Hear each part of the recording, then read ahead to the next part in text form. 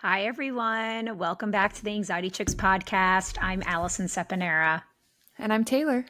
and we're back with a great episode for you guys this week, our monthly Q&A, which everybody loves. I'm so excited. How are you doing, Taylor? I'm doing good. I've had a very busy. How is it like? Okay, I just looked up. How's it already October 10th? I Okay. feel like I'm like, how? Like, time goes by too fast sometimes, but this month has been super busy. Ever since my friend died, Yeah. we are putting together this huge pickleball tournament, and I'm kind of leading it. And so Nice. it's a good amount of work, but it'll be a good thing. So To like raise money and stuff, or yeah, we're doing or we're gonna have a whole mental health. So there's this loss prevention team, and I actually got to talk with her in our county, or actually two counties are coming together. But she started this, so she actually lost her brother to suicide 6 years ago, Mm. and so she does this. They offer grants to help people who can't afford mental health treatment. It's a really cool thing. So a lot of the money will go to them, and it really just helps our community. Like, that was the whole thing, is like, I want to do something that feels like we're making an impact in the community. And Totally. so, but we have a huge turnout, which is like amazing, but also overwhelming, because we have to make sure like the times and everything. And we have some really cool sponsors who have been really nice. So it'll be really Aw. cool. But I didn't know I was going to ever dip my toes into running pickleball tournaments. So, as if I don't have enough on my plate, right? I know. No, that's awesome. So when is it? Next weekend. Oh my gosh, Mm-hmm. exciting. Are you playing in it? No. Oh my gosh. I was Oh, going to, and then I okay. was like, there's too much to run, That's too much to right. do. So You got to be I'm behind the gonna, scenes to yeah. make sure all goes Yeah. okay. Yeah.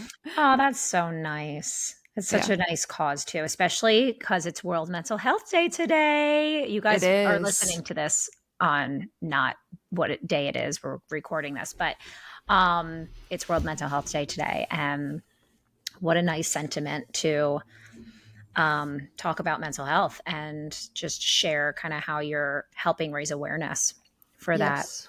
Um, yeah, it's it's so interesting because I feel like there's so many of these World Mental Health Days, Mental Health Awareness Month. I have to kind of keep track of when it is, and I just think to myself like every day is Mental Health Awareness Day.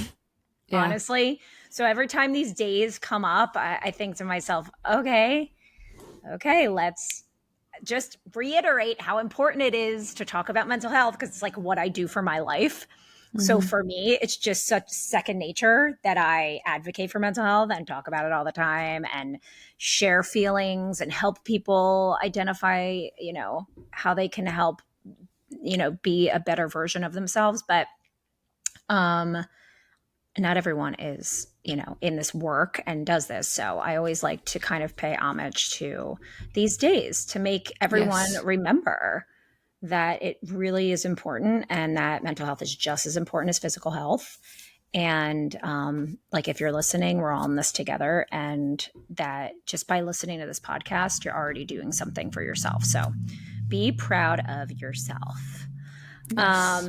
Yeah, but October has been busy so far already. I like I'm thinking you're right. It's October 10th. And I was like, wasn't it just October 1st? The first, no, literally, that's what I What? was thinking, is like, it was just October 1st. What is going on? Um, anyway, okay. So let's get to the episode because we have a lot of really good questions. Yes. And some of these might be kind of, we've spoken on some of the questions I have at least before, but nothing like some repetitiveness for questions for people to really understand mental health on Mental Health Awareness Day. Um, okay. So who wants to go first? Do you want to go first? I'll go first. Okay. Okay. First question. How do you not overfixate on your health gadgets or ring info, blood pressure monitor, etc.? So I have come a long way with this.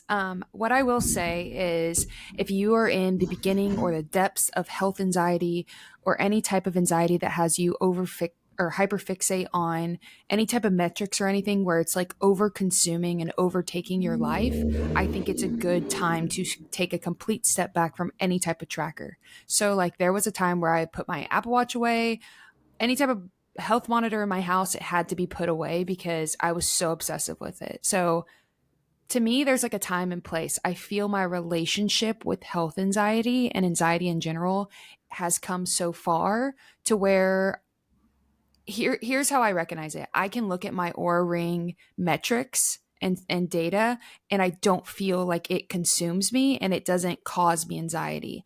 Whereas I'm looking at it more from like a health perspective of ways I can better myself and the things I can control to like we always say, only focus on the things you can control and don't focus on the things you can't control. So like what I can control is, oh shoot, okay, last night I got 5 hours of sleep or 6 hours of sleep. I really want to aim for 8.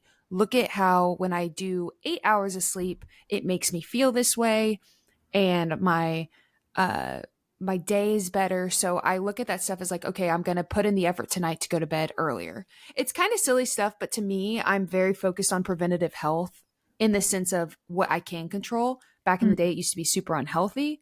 So I think it's evaluating your relationship with the metrics you're looking at. Are you looking at it in a healthy perspective, or are you looking at it in a controlling, your mind is controlling you and making you look at it and making you obsess over it? That's how I see it, you know? Yeah. No, I love that. Like if you're checking your heart rate all day, Apple Watch is not good for you. Totally. Yeah. And it's anything like if anyone listening to this struggles with OCD and has gotten treatment for OCD, sometimes it's a slippery slope when it comes to replacement behaviors, right? If you're trying Mm-hmm. to shift certain compulsions and then they could become safety behaviors for you, which could be another compulsion. And so it can be kind of a vicious cycle and it's really hard to get out of that sometimes. So, if you're kind of stuck in that, I would definitely recommend reaching out to a Yes. professional, Yeah. someone who specializes in anxiety, OCD. Um, but yeah, no, I agree for sure. Yeah. Yeah. If you're using it for an unhealthy level of reassurance, or people around you are definitely making comments, like back in the day, I remember my mom and dad being like, stop checking your heart rate. Like, you got to stop. Yeah, So, yeah. like, yeah, It in almost that, was like a compulsion for you, yeah, of course. Of course. honestly. And in that day and time, an Apple Watch was very inappropriate for me. You know what I Hmm. mean? So it's like, Yeah, it's all about where your relationship is and your journey with anxiety. totally. Okay, amazing. Okay, so here's my first one. Someone asked, "Does it really ever get better? Feels like it won't some days." And really, there isn't like one answer to this. Yes, it totally does. No, it never does. I mean, I wanted to bring this up. I mean, it is World Mental Health Day, but also just to recognize that I've said that same question to myself multiple times as someone who considers herself a healer and also a healer for other people and a healer for myself. Um, and sometimes I still ask myself that question. Does it ever get better? I think because we go through life as we get older and things get a lot more challenging as you get older. It's just what happens. Mm-hmm. You start figuring out the realities of the world and life and in your circle or a bigger circle, which involves, grief and loss and other responsibilities outside of you, whether it's kids or jobs or pressure financially, stuff like that. And all of these things, relationships, all of these things that create anxiety and a lot of stress and a lot of feeling of overwhelm for people on a daily basis. And, without knowing much more about what this person was asking specifically about, I can tell you that if you're in a dark space, it definitely gets better, but you have to figure out what that looks like for you. Because someone asking me, does it get better? My experience is completely different from someone else's experience.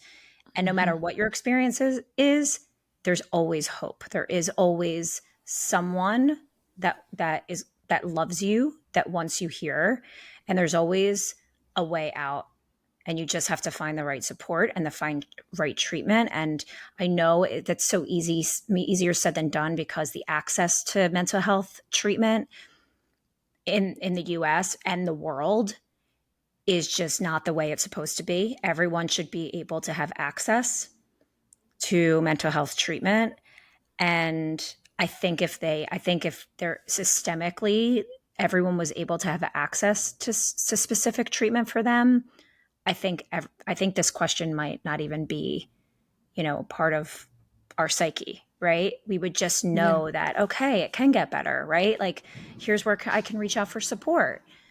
And this is why talking about mental health, and basically how I started my page, and for you too, is to help people feel less alone and to give them hope that it can get better, you know?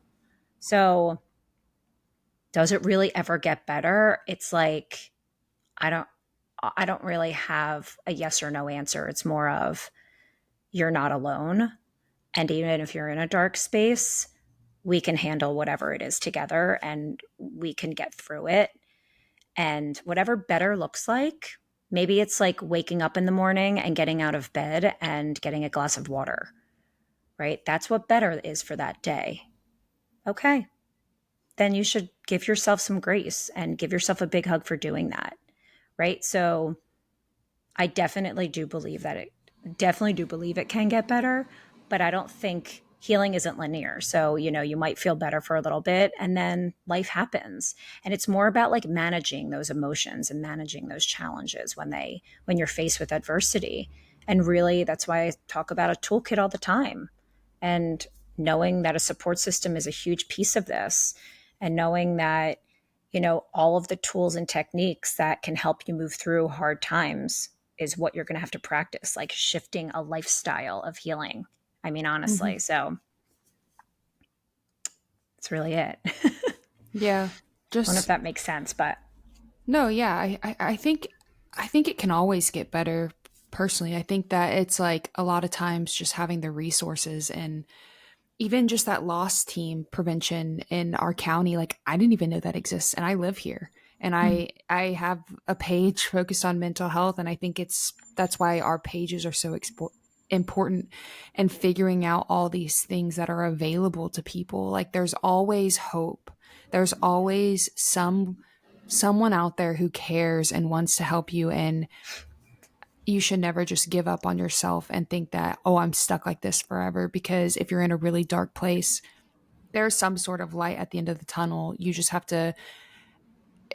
I know when you're in a really dark place, it's hard to see that light, but like just finding someone, even if it's like Allison or me in another part of the world, um, just holding on to that and knowing like good is ahead, something is ahead, and mm-hmm. holding on to that. Totally love it.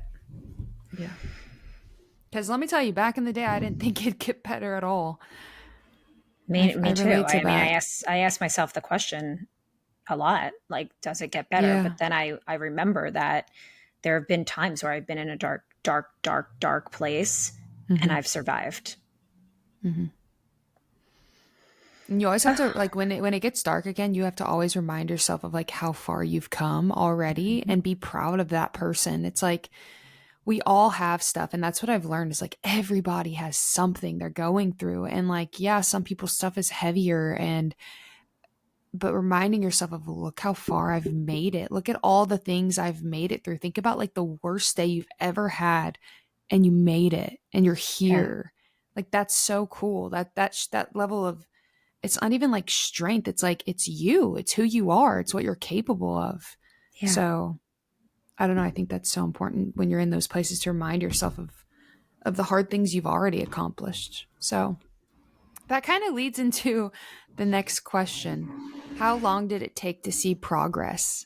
I like this question, but I also don't like this question because I think that we're all on this individual journey with mental health. And I think that some people's level of, for me personally, I think I went through some form of psychosis at one point. And I remember like talking with, I was on ADHD, ADD medication. So I think I was just super dysregulated at that time.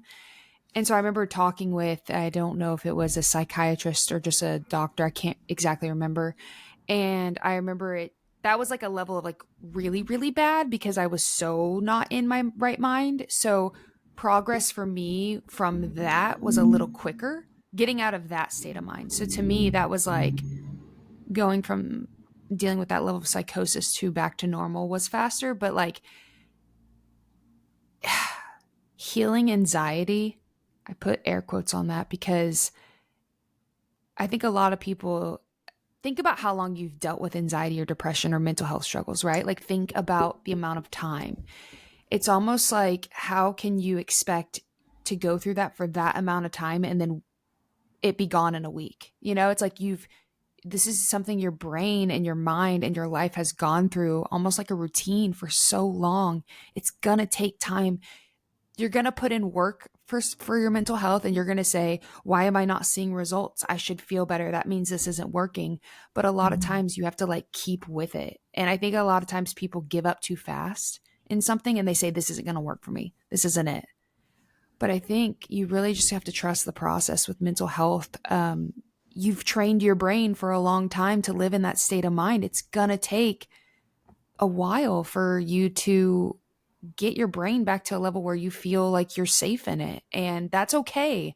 At least you know every day when you wake up and you're putting in the work that you're getting one step closer. And I remember having to tell myself that, like, I got to trust the process of, I'm going to get up tomorrow. I'm going to put in the work that I know I can do. And I'm going to hope that I see a better day ahead. And over time, I did. And I know you feel the same way, Allison. Like, you can't give up on yourself too fast. Yeah, I love that. 100%. If anything, what you take from that response is, not giving up. Mm-hmm. Um, it also actually leads to my next question a little bit, because when you were talking about sort of everyone wants just to make it go away, and that's actually what makes it stronger. If you just Yeah. try and push it away, push it away, push the thoughts away, push the anxiety away, you resist it, and what resists persists, and it gets even stronger. So, when you start sort of welcoming these sensations and welcoming, quote unquote, the anxiety you feel, everyone's anxiety looks different, but you kind of start thinking and using the muscles in your brain in a different way, and you create new pathways and you create new ways of thinking, which takes time because it's habit, right? You've been thinking a certain way for years and years of your life. So just like if you want to lose 50 pounds, you're going to go to the gym, you're going to start eating healthy, you're going to, maybe if you want to get stronger with, like, maybe you want to lift certain amount of weight, you're going to lift weights at the gym with your arms, and you're going to get stronger a little bit every day. It's the same exercise for your brain. Yeah, you're right. Literally. Like, you can't just walk into the gym and say, okay, I'm going to bench press like 300 pounds. Like, you'll hurt No, yourself. Yeah. It won't be good for you. It'll be counteractive. So 100%. Yeah. that's And so true. so, It's such a good analogy. well, and then, I say this to a lot of my coaching and clients and my therapy clients, because it just makes you kind of like understand the importance of practice, Hmm. right? I'm not just going to give you a CBT worksheet on how to change your brain, and then 2 weeks later, your brain's going to automatically be different now. No, it's literally takes practice and practice of thinking differently and saying things to yourself differently and doing things differently, behaving differently, making different choices. And so, why I said it leads into my next question was because someone asked me, what are your thoughts on medication? And I know we've talked about medication a million times, but I just wanted to kind of acknowledge this again, because you said something about quick fix and people just want it gone. And I think sometimes people are in such a state of panic, and they just want the feeling and the sensations in their body and those symptoms to go away. But what they don't realize is all of those are connected to the way that they're thinking, Hmm. right? Now, assuming that you went and got checked out by a doctor and everything has been ruled out, right? Because you always want to make sure you get things ruled out if you're having a racing heart or you're dizzy or something, right? You want to make sure you do go get checked and make sure. But if they rule things out, and a lot of times, if you talk to an ER doctor, they'll say, how many times do they see someone who comes in thinking they're having a heart attack and it's a panic Hmm. attack, right? So the quick fix thing, it doesn't exist. Okay. So my thoughts on medication are amazing. I actually think they're incredible, to be honest, as a holistic practitioner. If medication is managed and prescribed the appropriate way, and you go and see a psychiatrist for your mental health, and it's amazing. Modern medicine is wonderful, right? There's different, everyone's brain chemistry is so different. So not everybody produces a lot of serotonin or norepinephrine or what your brain needs to feel balanced. And a lot of the medications can help with that, right? Um, but at the same time, that's not all you could do. That is not going to cure you. Okay.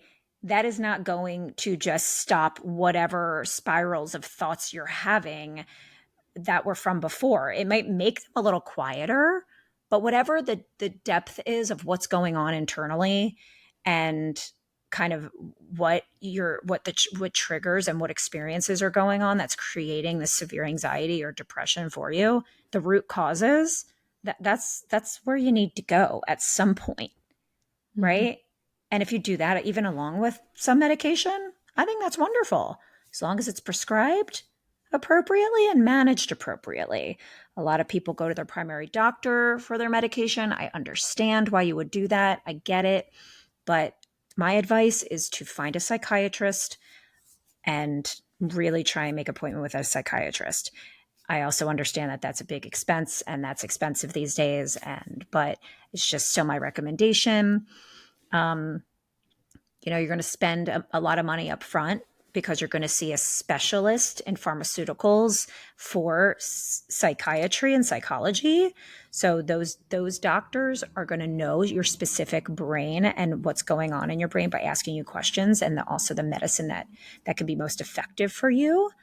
So it could be an expense in the beginning, but it's an investment that I believe is worth it, because even as you get checkups, then you get checkups with the psychiatrist. It doesn't cost as much every now and then when you but at least you're working with someone who is actually went to school for learning about medicine for like psychological reasons, right? Mm-hmm. So that's my thought.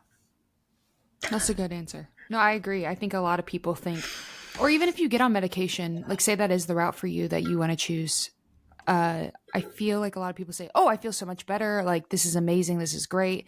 But it's like, what other coping mechanisms? I mean, or what other modalities are you engaging in to really help your mind? It's like you should take that "I feel better" as the motivation to like, I'm going to put in the work for my mental health now because I feel like I'm at a more leveled state to be able to do that or something, you know? It's like you Yeah. can't just stop there.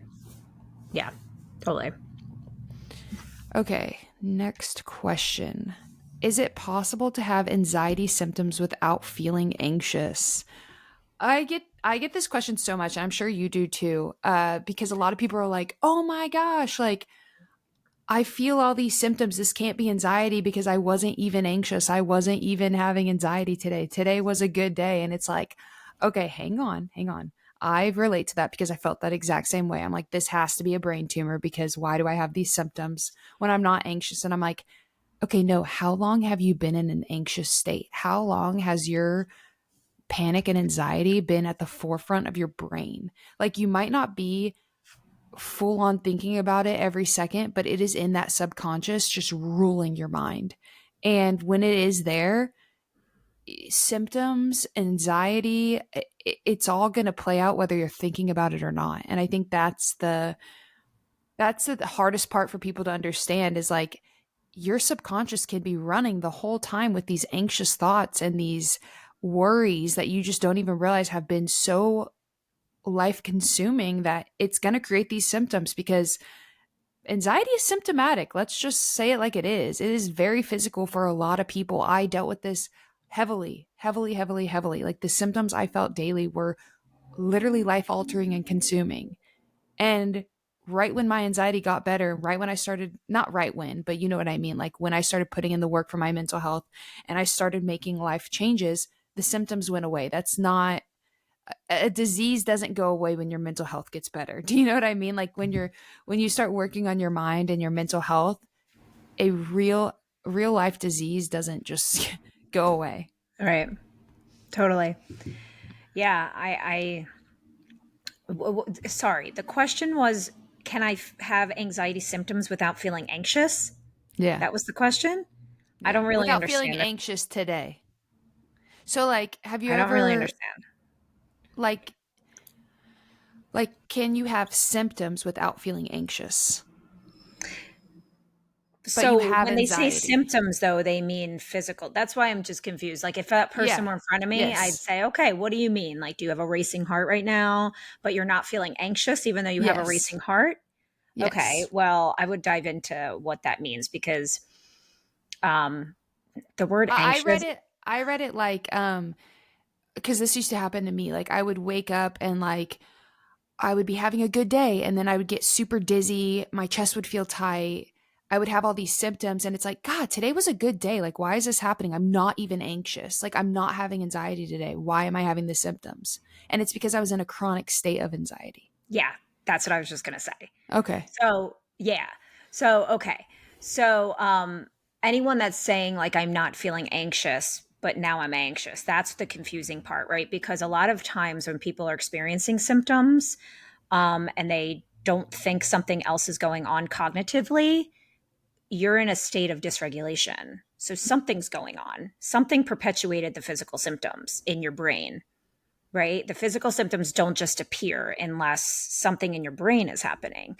So, I would dive more into what's going on cognitively. If you're feeling these physical symptoms and you're experiencing them, there's some state of dysregulation that's happening there. So I would get very clear about the thoughts that you're thinking on a daily basis and what's going on in your brain. Is it really hard for you to stop and slow down?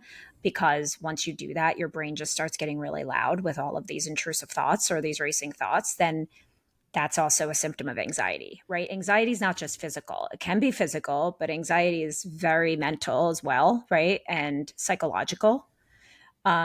So I would kind of take note of some of those other symptoms too, not just physical, if that's what that person is kind of talking about. You know what I mean?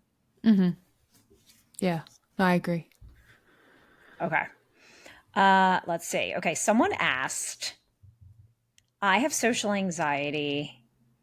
Well, actually, what they wrote is social anxiety and a work function, question mark. So it wasn't really a question, but what I think they meant to ask was, when I go to a work function, I have social anxiety and help me. um, and I actually, didn't we do a question about a work function and anxiety like the last Q&A? I feel like we did. But I just wanted to mention this again because I talked last time about my work, how I used to have a lot of anxiety going into work meetings knowing I couldn't leave, and I used progressive muscle relaxation a lot in those meetings because people couldn't really tell what I was doing, and it seriously helped my muscles that were so tense loosen them, because you're actually tensing them yourself, and then after you tense them for a couple seconds and breathe, then they actually automatically get calmer. And so I would suggest that for this person too. um, PMR is huge if you're at any type of like function, whether it's work function or anywhere socially. A lot of times you can do it without people noticing. So I would kind of just like look that up on YouTube and start practicing that on your own, what PMR looks like, and practicing the actual stages of PMR, progressive muscle relaxation, and how to tense them and then release them. And it really helps just regulate your nervous system. But with the social piece of anxiety, specifically at work, I think sometimes people have a really hard time with, depending on what job it is, but with anxiety, making sure that they have like their perfectionism comes out a lot in their job, and Mhm. they don't want to look stupid in front of their coworkers. They want to know what they're talking about. And so a lot of times when I work with people that have a lot of social anxiety around work, it has to do with a lot of those things.